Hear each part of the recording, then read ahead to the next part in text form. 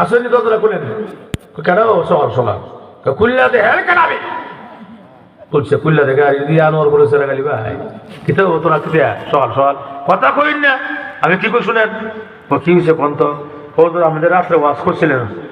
আজকে রাত্রে যে যা হয়েছে আল্লাহ সবই দিব আপনার ওয়াজ সত্য নেই কইন না নিলে আমার ওয়াজ সত্য কোন হাদিস থেকে ওয়াজ করছি তা আপনার ওয়াজ দু সত্য হয়ে থাকে এই রাত্রে আল্লাহর কাছে যে যা হয়েছে আল্লাহ সবই দেয়া না তা আমার 5 লাখ টাকা খুব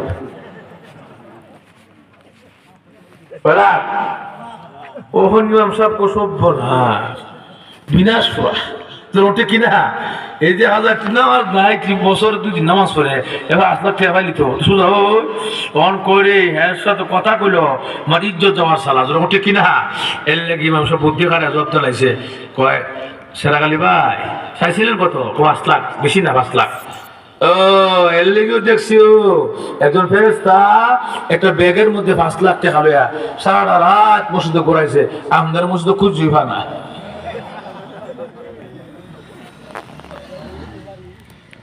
ঠিক কিনা ওখান করছি তুই আমি মসজিদে নাই টাকা চাইছি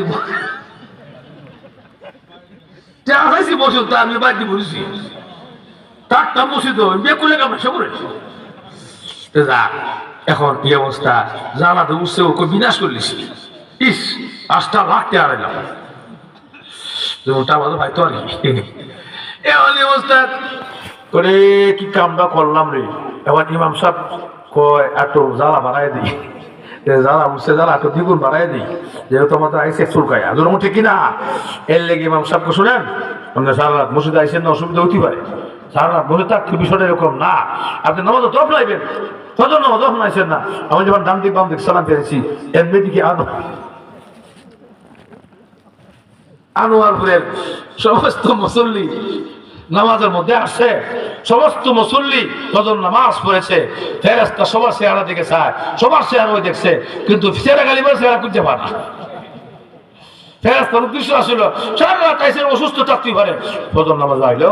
আপনার টেহারা দিয়ে যায় ঠোকা নামাজ আপনি আইসেন না সারা রাত আসেন না টেহা লেখো তো করে তো টেহা হয়ে গেছে ঠিক কিনা তখন হ্যাঁ কচি কুতুরি দুস্তু না